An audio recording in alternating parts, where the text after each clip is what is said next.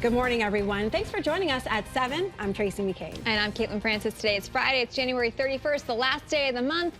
Of course, we've got a lot of details to talk about regarding that Midair collision at Reagan National Airport, but it's a first alert weather day. We're still following these details for you here this morning, so let's send things over to Scot Haney for a check on that forecast. Welcome to the WWAX. WWAX. Wax on, wax off. All right. All right, we're going to wax on this. Now you know our secret handshake. Exactly. Winter weather advisory in effect until 10 o'clock for northern Fairfield, northern New Haven counties, till 1 o'clock for Litchfield. We have gone ahead and issued a first alert weather day for this time period, due to the fact that there could be a little bit of freezing rain. There's no moisture in the state at this time, and we've got about another hour or so to go before it does roll in. When it does, the temperatures could be precarious enough in parts of the state, northwest, southwest, where we could get a little bit of a glaze of ice possible. So we're going to ask that you be very careful.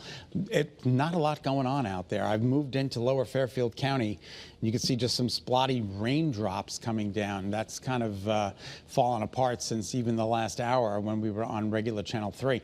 Temperature out there this morning, 32, right at the freezing mark, 26 in Salisbury. That's cause for concern, but 35s and 38s and 41s, you don't have to worry about ice down here, which is also some good news.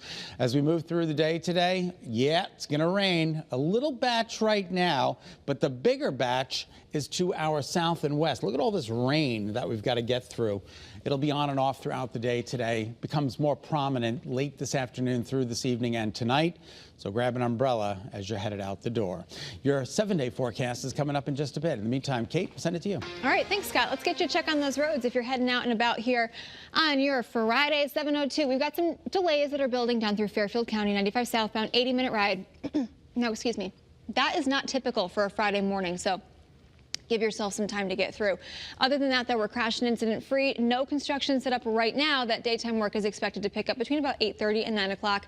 But as you're heading out the door, live look outside here in Hartford, 91 north and southbound here, right by exit 32A and B, so where you're merging onto 84. No delays here. Live look in Middletown along Route 9. Things picking up around the light, but still moving. And then here in Waterbury, 84 east and westbound by the Mixmaster. No real substantial issues here just yet. Meriden 691 east and westbound, same story. Again, that daytime construction work expected to pick up just about an hour and a half to 2 hours from now. I'll get you more details on those roads as you're getting ready to hit the road to head to work or bring the kids to school, coming up in just about 15-20 minutes. That's a check at your Connecticut Chevy First Alert traffic report, driven by your Connecticut Chevy dealers.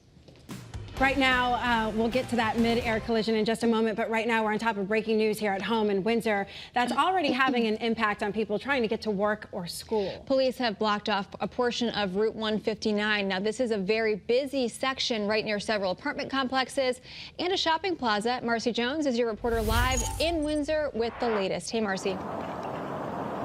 Good morning, you guys. We do have an update for you. So I want you to see we've got the officer who has been blocking off this portion of Windsor Avenue right near the entrance of 291. He literally just took the sign and the cones, put them inside of his cruiser, and then we're going to swing the camera around to the right-hand side. This is the area where the crews are focusing their efforts on right now. It appears that it's back open, just a portion of it. They have blocked off very carefully the area where those crews are hard at work trying to restore that water main break that happened, we know, at 1 this morning. So it's been out for several hours now. Temporary water shut off. Not exactly sure at this time how many people have been impacted. If the businesses here still don't have water, as soon as we get that information, we'll bring that to you. But we do know, again, crews are out here, but it appears that the Windsor Avenue northbound lanes for the portion that was shut down is now just kind of, you're getting diverted around the cone so you can pass through. You can almost see this cruiser right here just making sure that everybody is still giving those workers the safety space that they need to do their job. Now, this, of course, is a main road that lots of people take on a daily basis to go to school, the gym, their work, any activities. So this is something that is impacting a lot of people. We're going to bring you another update in just about half an hour, guys. All right, thanks, Marcy. It's now 7:05. Dive recovery efforts expected to resume shortly in Washington, D.C. Crews will continue to search for the bodies of the remaining 67 people after Wednesday night's mid-air collision involving that American Airlines jet and military helicopter. Officials saying they believe no one survived. Investigators are also analyzing the plane's 2 black boxes to figure out how this happened. In just the last few hours, we learned both aircraft were flying at about 400 feet. Military helicopters are supposed to stay below 200 feet. There are also reports only one air traffic controller was managing that helicopter traffic at the time. There are usually 2 responsible for that. And this all comes as we learned brand new details this morning about a flight from Connecticut that actually had to abort its landing while approaching a runway at Reagan National Airport because of another nearby helicopter in its path. Yeah, this report is absolutely mind-blowing this morning. It happened Tuesday, just a day before the deadly midair collision happened.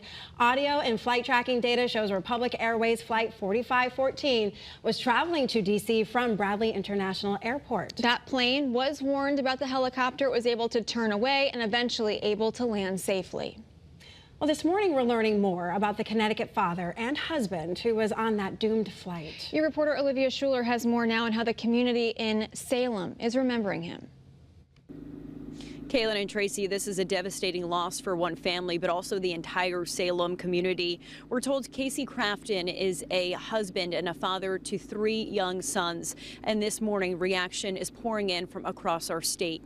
Now, State Senator Martha Marks wrote on Facebook asking the community to keep the family in your prayers as they navigate this profound loss. She continued to say her heart goes out to the family. That message echoed by others in the Salem community. Crafton was a loved member. Salem Little League said in a statement saying, in part, our small town is heartbroken by devastating tragedy involving one of our beloved Little League members. The Crafton family, deeply involved in all things Salem, has suffered an unimaginable loss. Montville Youth Soccer says in part, Coach Casey was a valued volunteer with Montville Youth Soccer who helped to enrich the lives of all those that he came in contact with. Now, there are several ways that you can give back to the Crafton family during this devastating time. On our website, we have a link to a GoFundMe as well as a meal train to help this family as they grieve. Your reporter in Salem, Olivia Schuler, Channel 3 Eyewitness News. Right now, the skating community is mourning 2 legends, Russian figure skating champions who had ties to our state and were killed in that midair collision. Back in 1998, Vadim Nomov and Zhenya Shishkova moved to Simsbury, and that's where for years they coached at the International Skating Center. Skaters who were able to train with them have very fond and warm memories of the couple. They were very kind, classy, polite, very hardworking. They were not only world champions on the ice, but they were world champions in life. The world champions were also parents. Their 23-year-old son, Maxim, is a successful figure skater. So he was not on that flight with his parents, despite also being in Wichita, where he received a medal in skating over the weekend. We'll keep it right here as we continue our coverage of the mid-air plane collision. We'll be following the details by the minute, and we'll pass that information to you on air and on the WFSB app. It's approaching 7:09 here on your Friday. A man facing charges this morning in a terrible case of animal abuse. Police say someone saw this man, 42-year-old Matthew Chisholm, hitting a dog with a 2x4 right near Church Street in Putnam.